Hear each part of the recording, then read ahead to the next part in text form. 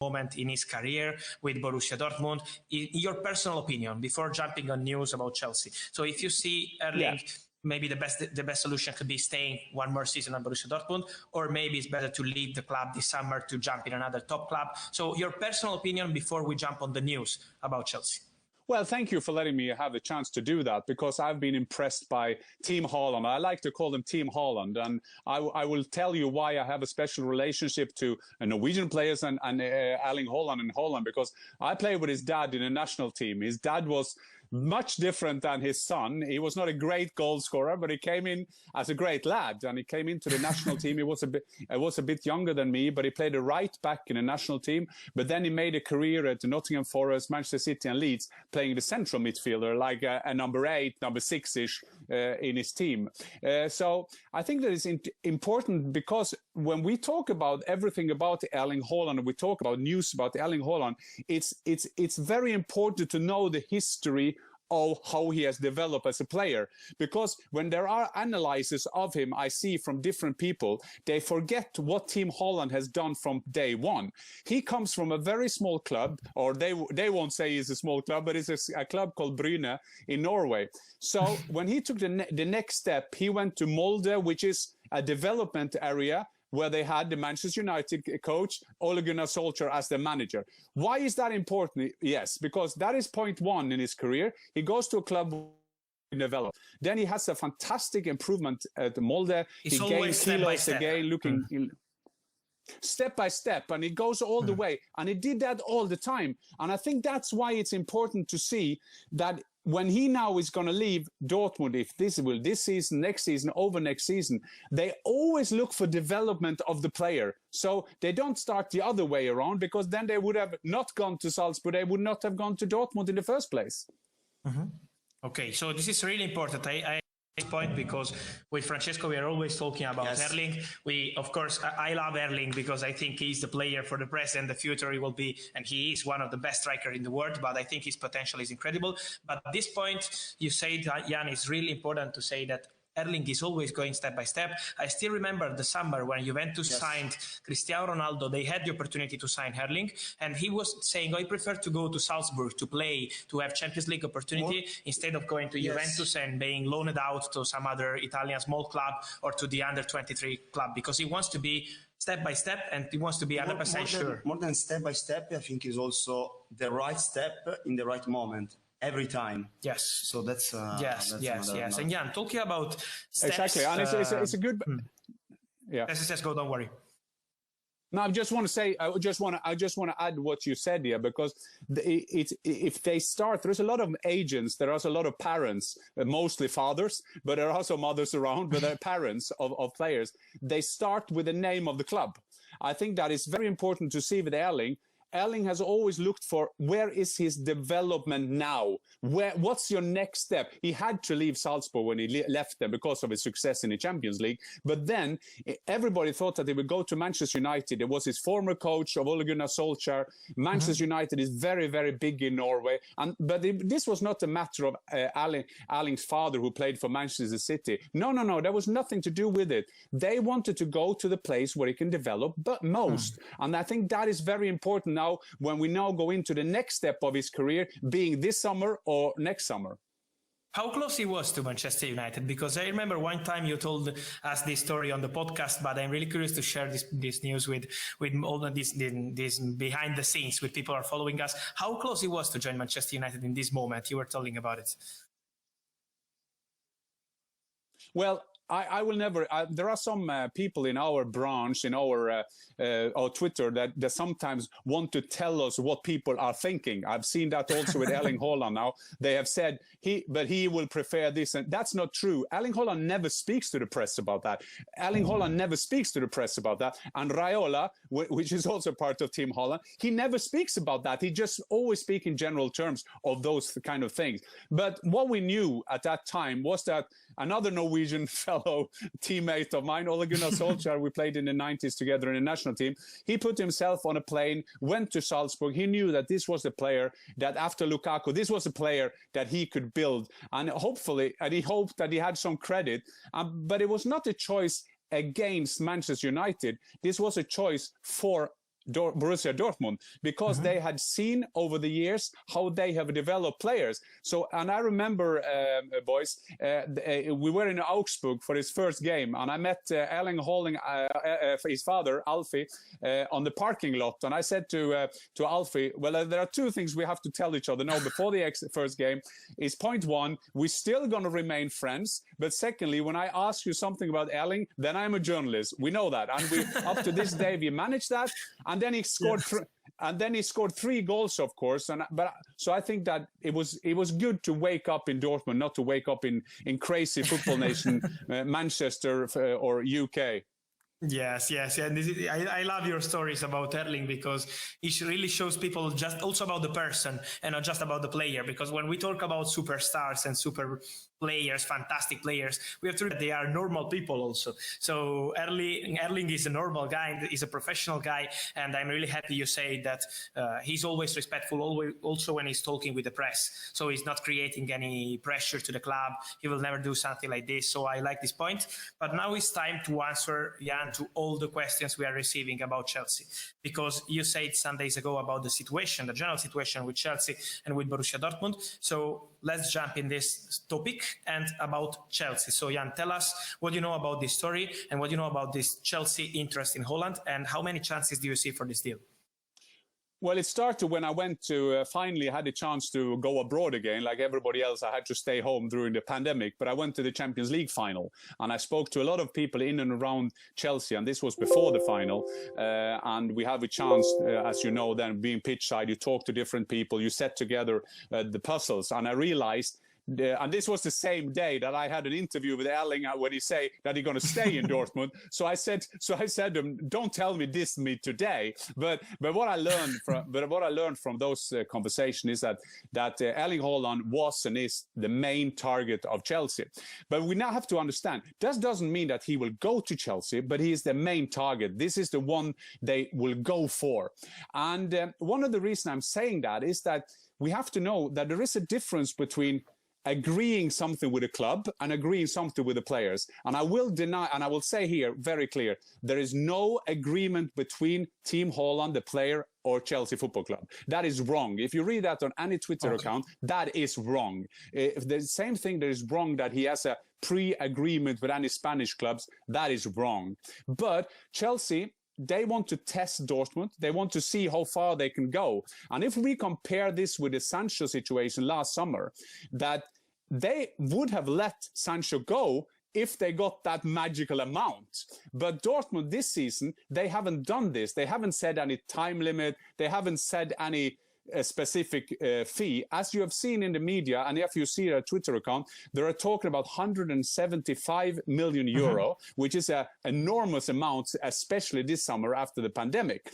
So the status is now that Chelsea see him as the perfect one. And I don't think you will find any football expert in the world that will say that Chelsea are wrong in that, because they got a lot of people like Havertz. Ask him what will pop to find a place. See, want Erling Haaland, and let's see if they will go serious with an official bid for the striker. And what I wanted to ask you, in your personal opinion, I know you are not working for Borussia Dortmund or for Chelsea, but your personal opinion, feeling the situation as better as any other one in this story, do you think if Chelsea will be offering around 170, 180 million euro, it will be the right fee to sign Haaland this summer, or do you see Borussia Dortmund going with a no also with this kind of bid? Well, what's interesting, which makes Borussia Dortmund an interesting club, is that they have it twice with Aubameyang and Dembele. They were brought down by them. They were nearly going to strike to leave the club. So that is one part of Borussia Dortmund. Team Haaland will never do that. And on the other hand, boys, they let Robert Lewandowski go to Bayern Munich for free. So this is a quite interesting club to make predictable what will happen this summer. If you ask me, and I've said that on Twitter as well, and I've said that all along, I said that with Jadon Sancho as well last summer, I don't think it's likely that he will go. If you ask me to put your money on the safe bet, he will stay in Dortmund, because this season, Dortmund decide what the player can do.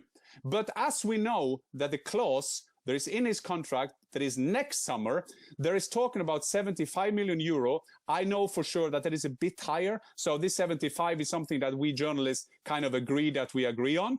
But it's a bit higher. But still, Dortmund then, if they got a fantasy offer from Chelsea, which is most likely the club that can go for him at the moment, then they have to kind of calculate, will we get 175 now or only 80, 85 next season, and everything over will go to different parties, let's put it this way. So I think that is the interesting thing in here now, that all we know, that is that Chelsea, and you said it good, Fabrizio, there is not an official bid yet, but they do, as we do in negotiations, they kind of checking out how much, and nobody wants to lose face here. Yes. And that is the main thing now. We are in the not losing face stage of any deal. Yes, and staying at Chelsea, I want to make you the last question about Chelsea topic. Is you also wrote on your Twitter account about selling players, how important it is to sell players this summer for Chelsea to try to test Borussia Dortmund with Erling Haaland. So do you see them trying to sell some of the players you mentioned, like Hudson-Odoi or any other, to make money and then try really for Erling Haaland this summer? Or you think it will be not just related to player leaving the club? I don't think it's directly doing that, but I think it's indirect. Okay. I think it's indirectly, because we know that some of these players, especially Hudson-Odoi, is on a great money, and he's not in the plans of Tuchel. And so I think that when CH, Hudson-Odoi, Tammy Abraham, there is no coincidence that these names are flowing around, because we know that clubs, managers, agents, they all have spin doctors. So this not coming from anything, but it's quite interesting to see that maybe that is a signal that they are willing to do that. It's also a way, I saw now that he was linked to West Ham, and that is a typical move for a Chelsea striker. It looks like every striker in the world will end up at West Ham at one stage. But this is a move also. Remember, Chelsea Football Club is a club that is great run. They have great management in this club. They have a great owner. He's always supported the club to get the right players. He got Havertz, he got Timo Werner. And if you see the stats from last year, they didn't do that bad. And they won the Champions League, and Havertz scored a winner. So please. Not bad. But I think that it's important also for them. No, not bad. So it's also important for the management of Chelsea Football Club to show the owner that they kind of can balance the books. So if you take in a big player again, remember back in the days when they took a goalkeeper for a record fee, and then Frank Lampard said, listen, he's not good enough. We need another one. You can imagine if you go to the owner saying that all the time. So I think that I think there is a great signal from the management to just show that they will say 3, 4, 5 players and kind of indirectly building up their bank account to buy big players. Okay, perfect. And I wanted to tell you also about our chat with Christian Falk when he joined the stream. Our friend Christian Falk, we always together on the same point. And he said that exactly the same words you said about the steps for Erling. So he said, in my opinion, Erling is looking for some step like Chelsea before joining players from maybe other clubs, but from maybe other countries like Real Madrid. So he said, I maybe see a step like Chelsea as perfect for Erling. Do you think this kind of step could be really the next one for him, or you see maybe him doing directly the step to maybe Real Madrid or this kind of clubs?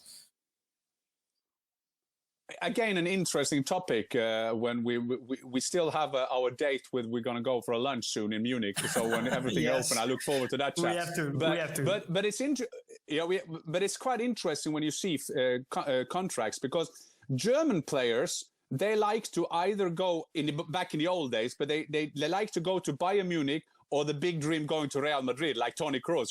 Toni Kroos was very, very close to go to Manchester United. I spoke with Phil Neville at that time, the assistant manager. They were so close of taking him, but when he had the chance to go to Real Madrid, a Norwegian player won't have the same thing. A Norwegian player, and especially Erling Haaland, he will go where is best for him.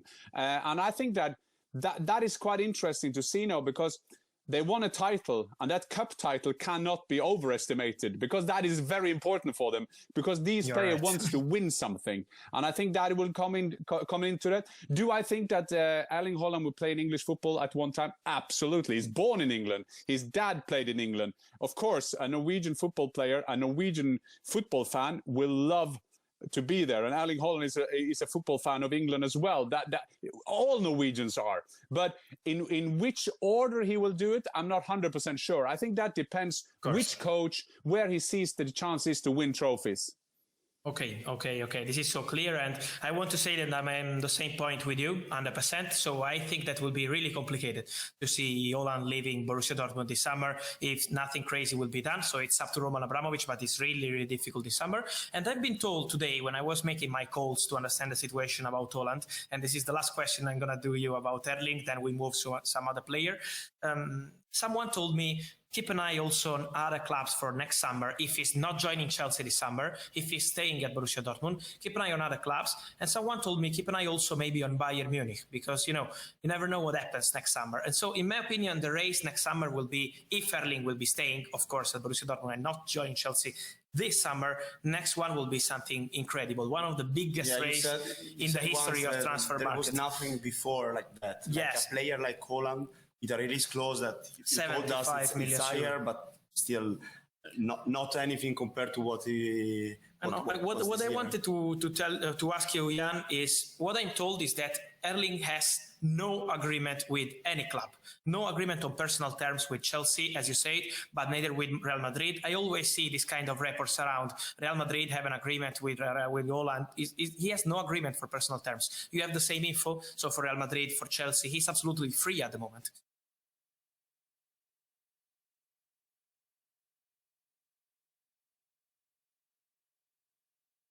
I can't hear you now. No, we cannot hear him. Yes. I don't know why. We're trying to fix. No, I don't. I think you're muted. Okay, we're gonna try to. That imagine if Haaland stays at Chelsea this summer and moves from Borussia Dortmund next summer. Imagine the race for a player for 75 million. Unprecedented, because there are so many clubs interested in probably the best player for the next 10 years. Yes. And it's available for a fee that, it's higher than the 75, as you said. Yes. But at the end, it's nothing compared to what they can pay for. Okay, we have Jan back. Let's try now if we can hear you.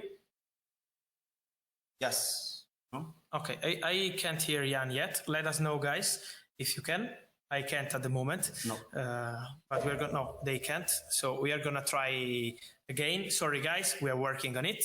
And no, I was saying 75 million euro in 2022 is the release clause for Haaland. So imagine what kind of race, and clubs, like I said, Bayern Munich, but also look at Real Madrid, Barcelona, Manchester United. Many clubs could be joining the race for Haaland next summer. I think this summer, Chelsea are the only real option at the moment. So because they need the center striker, and let's see if Chelsea or any other club will try. But as I said, I'm told, as Jan was saying, really, really difficult to go for this deal with Borussia Dortmund this summer. Graham is saying, will a bid go for him? I think he's not sure. I think he's not sure yet. Okay, we are trying to have Jan back now. We are working on it. And okay, I'm reading a lot of questions, guys, talking about the bid incoming. There is still no bid. There is still no bid from Chelsea, as Jan said. Still no bid, so we need to wait a bit and see what happens. But at the moment, from Borussia Dortmund, they want something crazy, or the player won't move this summer. I see a lot of you guys asking me about Griezmann and Saul. I think later during the stream, I will give you some update on this one. I'm working on it while we are talking, so we'll be ready to update you also on this point.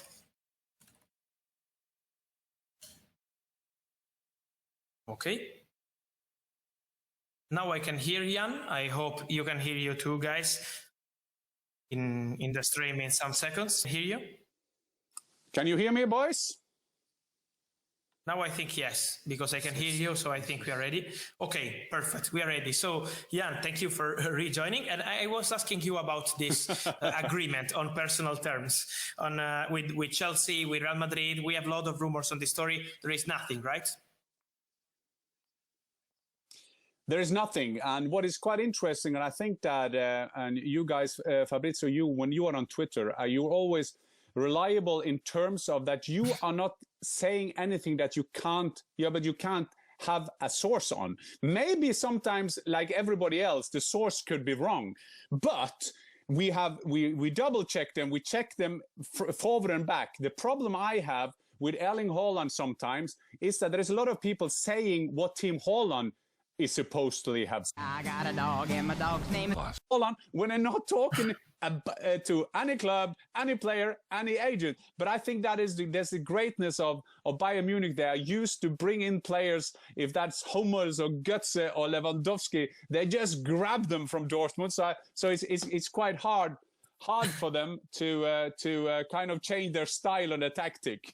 Yes. It's also part of their strategy, I think. And as you said, also for Mino Raiola, I think it's normal for Mino Raiola, also for his strategy together with Alfie Haaland and with the player, of course, to say, okay, it's better maybe to wait next summer so we can pick our next club and decide about the project. And we have not to wait for an agreement between clubs because we have the release clause, so we can decide about the club, and the situation could be interesting also on this point. Instead of Chelsea doing something crazy, because if Chelsea will do something crazy this summer, showing we are ready to do everything, we want Haaland at every price, okay, it could be different. So and it's also normal that they're already talking with clubs to know the situation. Like remember when they were in Barcelona, they were in Madrid, to touch base and see like what are the projects of these clubs also for the next 5 years, because Mino Raiola always think about the next 5 years, never about one season. Yes. I want to say something. I would just want to just a quick one on that. I think that always speaks for Dortmund,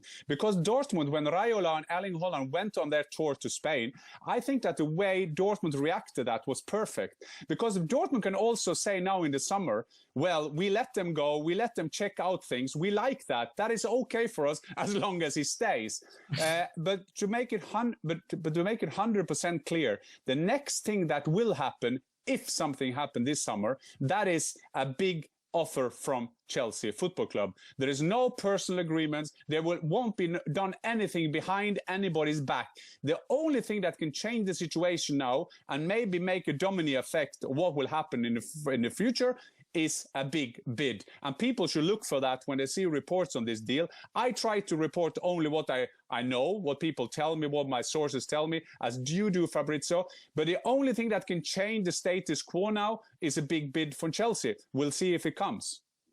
Of course, and I 100% agree with you on this point. So we will be waiting and see what happens. Of course, as we said, we know Borussia Dortmund style, and time is going on, so I don't see Borussia Dortmund selling Haaland in the last week of August. So it's not in Borussia Dortmund style. So we will see what happens in the next weeks, but it will be important to see what really Roman Abramovich will decide to do this summer for Haaland. So, Jan, if you don't have anything to add on this point on that's okay. Okay, we can move